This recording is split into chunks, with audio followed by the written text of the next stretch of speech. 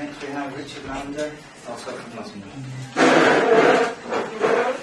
Hello, thank you very much. Yes, I'm Richard Lander, I'm from Nottingham Green Party. I've been a member of the party since about 2001. I did some leafleting and helping before that. I think most people sort of kind of get involved at that level right at the start.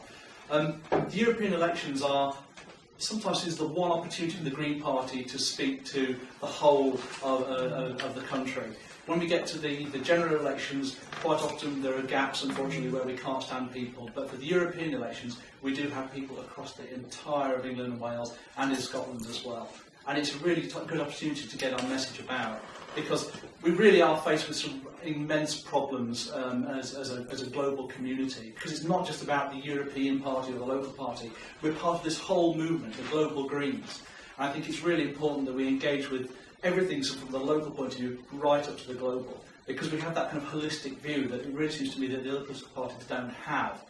They might see climate change and melting ice caps as an opportunity. This is a great thing for them. They think they can get more global trade coming because they can get across from Japan and China across to Europe, shipping more and more consumer goods that we don't really need to sort of fulfil some kind of need that we think that we all have.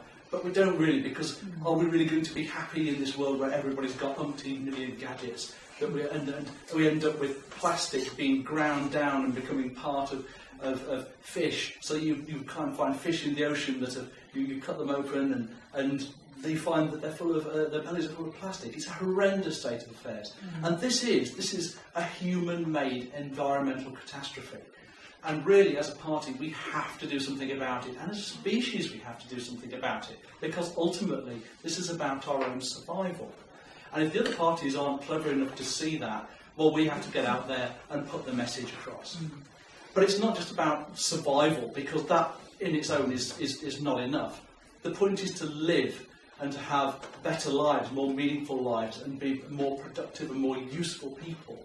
And I think that's where the Green Party has the edge as well, because we have that social view of a better society. It's not about chasing money and grabbing as much money to yourself as possible, which the Tories are completely dedicated to.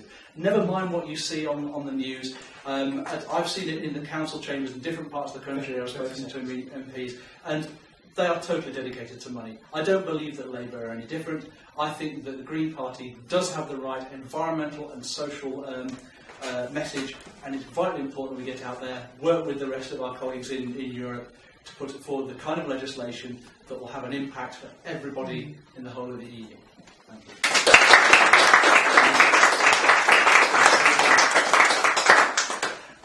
And at the end we have Sue Mullender, also from Nottingham. Hello, my name's Sue Mullender. I've been a member of the Green Party, though it was originally the Ecology Party, since 1983.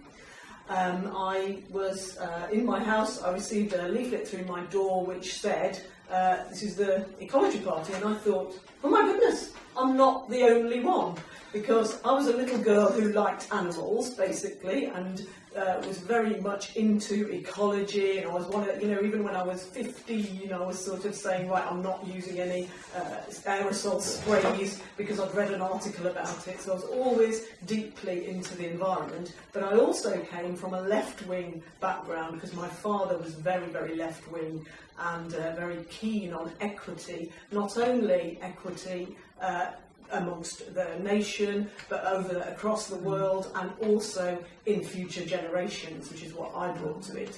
So we had lots of very interesting discussions about that, me and my father.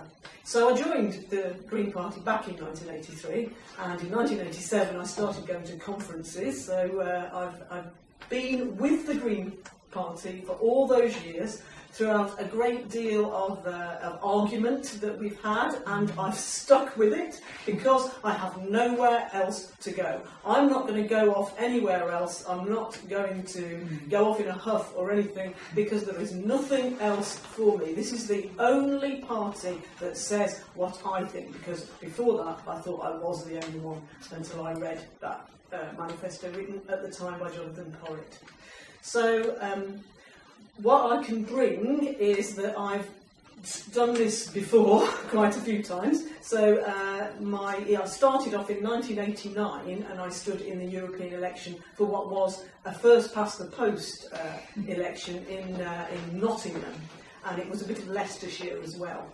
And I actually gained 17% of the vote then and went to claim my seat in Strasbourg.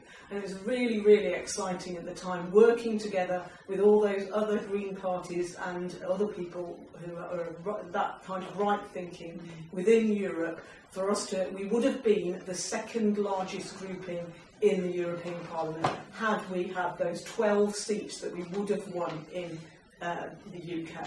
But unfortunately, that wasn't to be, and then when it did change to what is supposed to be proportional representation, but it isn't, believe me, it's not proper proportional representation here, or we would have more MEPs already.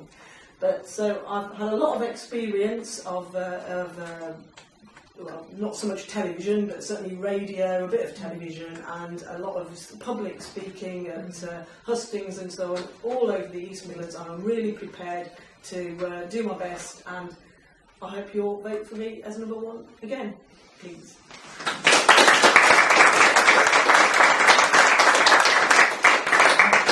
Thank you very much, Sue. I think you all agree we've got some excellent candidates here, and it's not going to be easy to pick the shortlist.